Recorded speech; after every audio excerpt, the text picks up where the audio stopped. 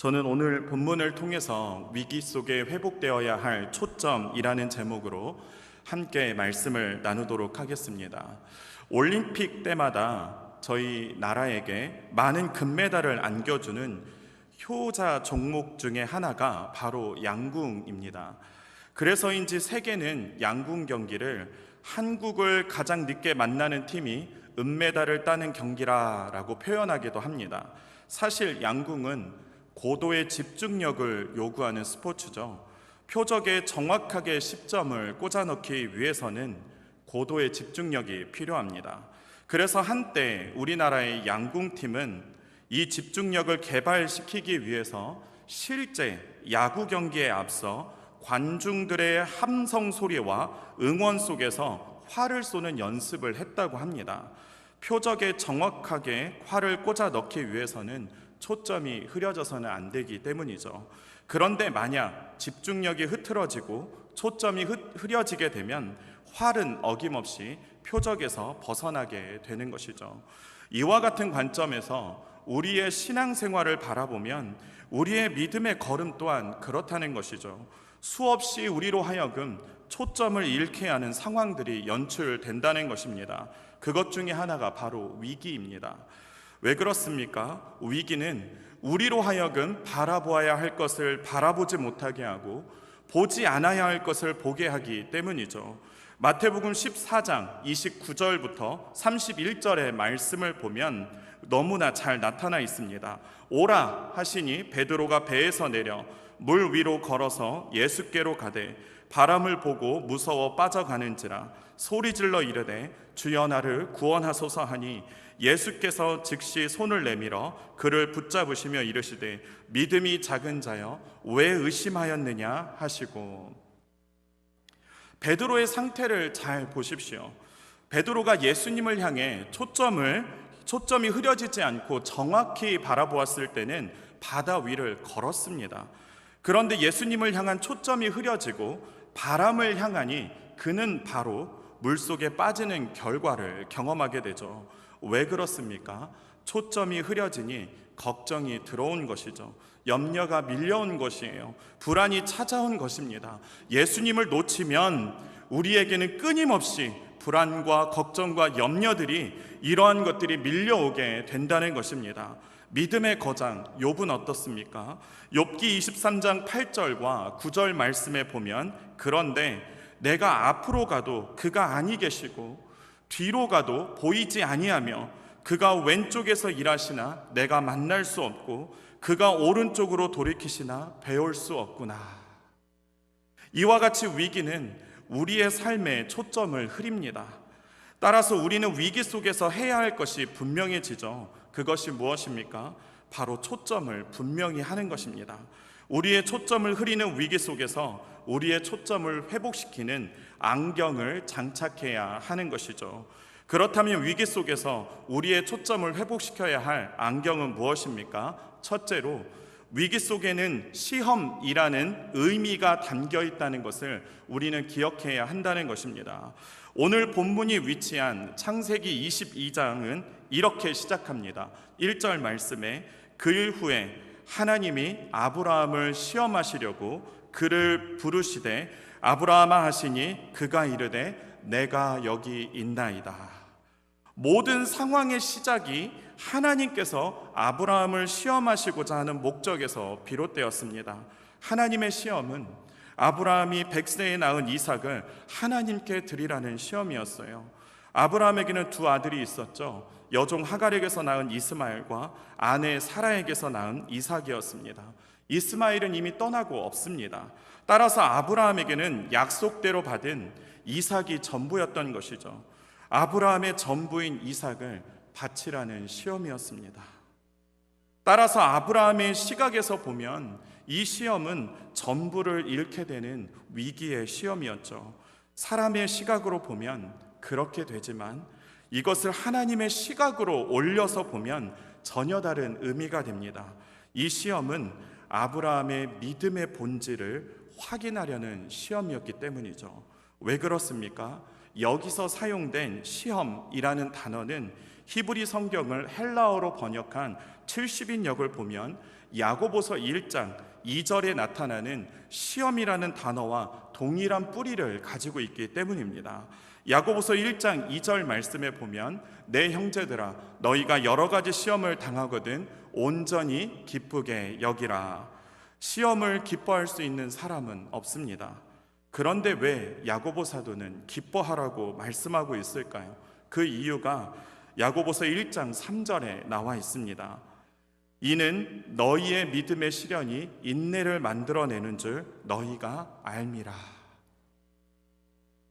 그리스도인들에게는 시험이 있는데 그 시험 중에는 믿음의 시련이라는 것이 있다는 것이죠.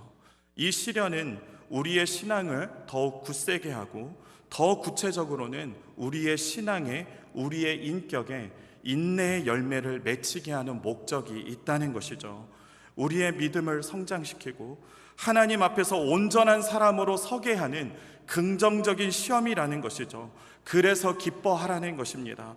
그래서 야고보 사도는 1장 4절에 또 이렇게 말하는 거예요. 인내를 온전히 이루라. 이는 너희로 온전하고 구비하여 조금도 부족함이 없게 하려 함이라. 그렇다고 해서 고통이 없다는 것이 아니에요. 아픔이 없다는 것이 아닙니다. 고통이 있지만, 아픔이 있지만 그 속에 의미가 있고 목적이 있기에 우리는 버텨낼 수 있는 힘이 있게 된다는 것이죠. 하나님의 시험이 아브라함 본인에게는 위기의 시험처럼 보였지만 그 시험을 통해서 그의 믿음이 증명되는 자리가 되었습니다. 창세기 22장 12절 말씀에 사자가 이르시되 그 아이에게 내 손을 대지 말라. 그에게 아무 일도 하지 말라. 내가 내 아들 내 독자까지도 내게 아끼지 아니하였으니 내가 이제야 내가 하나님을 경외하는 줄을 아노라. 사랑하는 성도 여러분, 위기 속에서 우리가 잃지 않아야 할 초점은 바로 위기 속에 하나님의 시험의 목적이 담겨 있다는 것입니다. 하나님의 시험은 우리의 신앙을 성장시키며 우리의 인격을 온전하게 세워가시는 하나님의 숨겨진 목적이 있다는 것이죠. 미국의 존 F 케네디 대통령은 다음과 같이 이야기했습니다. 중국인은 위기를 두 글자로 쓴다. 첫 글자는 위험이고 둘째는 기회의 의미이다. 위기 속에서는 위험을 경계하되 기회가 있음을 명심하라. 그렇습니다. 우리도 이 위기의 때에, 이 어려운 때에 우리를 있게 하신 하나님의 뜻을, 그 목적을 기억해야 합니다. 이 위기가 정말 우리에게 위험이 아닌 기회가 되기 위해서는 우리 또한 지금의 상황들을 하나님의 시험으로 보는 영적 시야를 가져야 하는 것이죠. 지금이 더욱 하나님께 가까이 가야 할 시기인 것입니다. 지금이 더욱 우리의 영성이 단단해져야 하는 시기입니다. 지금이 더욱 우리의 인격이 온전해져 가야 하는 시기라는 것이죠. 영적으로 게으르지 않기를 주님의 이름으로 축복합니다. 영적으로 깨어 있을 수 있기를 주님의 이름으로 축복합니다. 예배를 이때 더욱 사모할 수 있기를 주님의 이름으로 축복합니다. 그래서 하나님을 경외하는 사람이라는 칭찬을 받는 저와 성도님들 될 수 있기를 주님의 이름으로 축복합니다. 둘째로, 위기 속에 여호와 일의 하나님이 함께하고 있음을 우리는 믿어야 한다는 것이죠. 오늘 본문 창세기 22장 14절 말씀해 보시면 아브라함이 그 땅 이름을 여호와 이레라 하였으므로 오늘날까지 사람들이 이르기를 여호와의 산에서 준비되리라 하더라. 사실 여호와 이레를 저희가 히브리어로 직역하면 여호와께서 보실 것이다 라는 뜻입니다. 그런데 여기에서는 준비되리라 라고 번역됐죠. 그 이유를 조금 살펴보려면 창세기 39장 23절에 가서 우리가 함께 봐야 합니다. 창세기 39장 23절의 말씀을 보면 이렇습니다. 간수장은 그의 손에 맡긴 것을 무엇이든지 살펴보지 아니하였으니 이는 여호와께서 요셉과 함께 하심이라. 여호와께서 그를 범사에 형통하게 하셨더라. 여기서 살펴보다가 바로 같은 단어로 쓰였습니다. 다시 말해서 간수장이 요셉의 관할하에 있는 것은 어느 것도 살펴보지 않게 되었듯이 아브라함 또한 하나님의 명령에는 세부적인 모든 부분까지 하나님에 의해서 계획되고 하나님에 의해서 진행될 것을 믿었다는 것이죠. 이 믿음을 담아내기 위해서 준비되리라는 표현으로 번역된 것입니다. 다시 말해서 세밀한 것까지 살피시는 하나님을 암시하고 있는 것입니다. 그렇다면 창세기 22장에서 하나님께서는 아브라함을 위해 무엇을 준비하셨습니까? 바로 이삭을 대신할 한 순양을 준비하신 것입니다. 본문 13절은 이렇게 기록하죠. 아브라함이 눈을 들어 살펴본즉 한 순양이 뒤에 있는데 뿔이 수풀에 걸려 있는지라. 아브라함이 가서 그 순양을 가져다가 아들을 대신하여 번제로 드렸더라. 죽을 수밖에 없었던 이삭을 대신하여 하나님께서는 한 순양을 준비하셨습니다. 이 준비는 이삭을 살렸어요. 아브라함을 살렸습니다. 한 가정을 살렸습니다. 한 민족을 살렸습니다. 한 국가를 살렸습니다. 더 나아가 온 인류를 살리게 되었습니다. 왜 그렇습니까? 아브라함의 가정이 인류를 구원할 메시아의 가정이었기 때문이죠. 마태복음 1장 1절 말씀에 아브라함과 다윗의 자손 예수 그리스도의 계보라. 할렐루야. 하나님은 죄로 인해 죽을 수밖에 없는 인류를 위해 예수 그리스도를 준비하신 것입니다. 제물로 바쳐진 이삭과 한 순양은 바로 인류를 위해 제물로 드려진 예수 그리스도의 희생의 예표였던 것이죠. 히브리서 9장 13절 말씀에 염소와 송아지의 피로 하지 아니하고 오직 자기의 피로 영원한 속죄를 이루사 단번에 성소에 들어가셨느니라. 그렇습니다.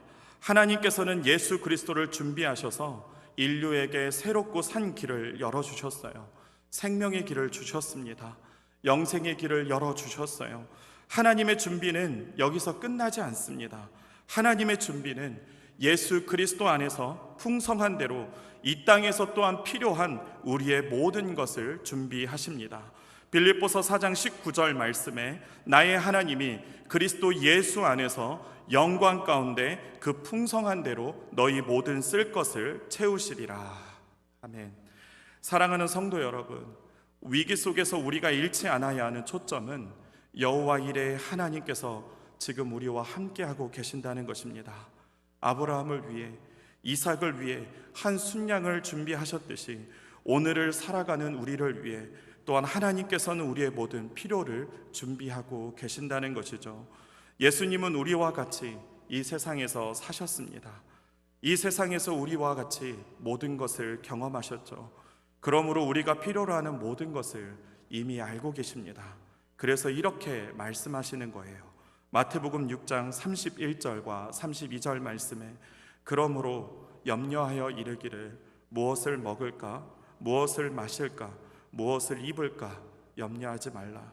이는 다 이방인들이 구하는 것이라 너희 하늘 아버지께서 이 모든 것이 너희에게 있어야 할 줄을 아시느니라. 아멘. 그러므로 우리는 우리를 위해 모든 것을 준비하시는 여호와 이레의 하나님을 향한 우리의 초점을 놓쳐서는 안 됩니다. 그리고 우리는 더 나아가 주의 일에 더욱 힘쓰는 자들이 되어야 한다는 것이죠. 여호와 이레 하나님을 굳게 붙들고 나아가는 저와 성도님 될 수 있기를 주님의 이름으로 축복합니다. 말씀을 맺겠습니다. 국제 예수전도단의 설립자인 로렌 커닝햄 목사님이 자신의 책 내 신을 벗으라에서 소개한 본인의 일화입니다. 로렌 커닝햄 목사님은 아내 달린과 함께 애리조나에서 캘리포니아로 돌아오고 있었어요. 그런데 아내 달린이 운전하는 차로 고속도로를 밤새 이동하다 보니까 아내 달린이 자꾸 졸음이 오는 거예요. 그래서 졸음 운전을 하게 됐습니다. 그때 로렌 목사님도 옆에서 자고 있었기에 아내 달린을 깨울 수 없었던 상황이었어요. 이내 차는 고속도로 옆 낭떠러지로 떨어졌고 차는 산산이 부서졌으며 로렌 목사님과 달린은 차 밖으로 튕겨져 나갔습니다. 그때 둘은 이미 정신을 잃은 상태였다고 해요. 시간이 얼마 지난 후에 로렌 목사님은 정신을 차리고 피투성이가 된 채로 무엇이 잘못되었음을 인지하셨다고 합니다. 그래서 아내 달린을 찾기 시작했어요. 다행히 아내 달린은 조금 떨어진 곳에 누워 있었습니다. 그래서 로렌 목사님은 아내에게 가서 아내 달린을 흔들었습니다. 그런데 전혀 미동하지 않는 거예요. 머리는 움푹 패여 피가 흐르고 있었고 숨은 이미 멎어버린 것입니다. 로렌 목사님은 아내를 자신의 무릎 사이에 올려놓고 펑펑 울기 시작했습니다. 모든 것이 한순간에 사라졌습니다. 한순간에 모든 것을 잃게 된 것이죠. 그때 한 음성이 들렸습니다. 로렌, 이래도 여전히 나를 섬기겠니? 목사님은 이때 직감적으로 이것이 하나님의 음성임을 알았습니다. 너무 감당하기 힘든 위기의 상황 앞에서 너무 충격을 받은 상황이었지만 하나님의 음성임을 그는 알았어요. 그때 목사님은 울면서 하나님 앞에 이렇게 답했다고 해요. 예, 주님. 그러자 하나님은 염려하지 말고 아내 달린을 위해서 기도하라고 말씀하셨습니다. 그래서 목사님은 아내를 붙들고 간절히 기도하기 시작했어요. 그러자 얼마 지나지 않아 아내는 큰 숨을 쉬면서 정신을 차렸다고 합니다. 저는 지금 우리가 지나가는 이 시간에 로렌 목사님에게 물어보셨던 이 질문이 바로 저와 성도님들에게 물어보는 하나님의 질문과 같았습니다. 이래도 여전히 나를 섬기겠니? 이래도 여전히 나를 섬기겠니? 이 질문 앞에 저와 성도님들은 어떤 대답을 해야 할까요? 하나님은 우리에게서 어떤 대답을 듣기를 원하실까요? 이삭을 드렸던 아브라함처럼 아내의 목숨이 위태로운 상황에도 믿음으로 반응했던 로렌 목사님처럼 우리도 하나님께 우리의 믿음을 나타내야 합니다. 여호와 일의 하나님께서 우리의 모든 길을, 우리의 모든 것을 미리 보고 알고 계시며 준비하고 계심을 믿어야 한다는 것이죠. 이 믿음을 가지고 이 위기 속에서도 여호와 일의 하나님을 경험하는 기회로 나아가는 저와 성도님 될 수 있기를 주님의 이름으로 축복합니다.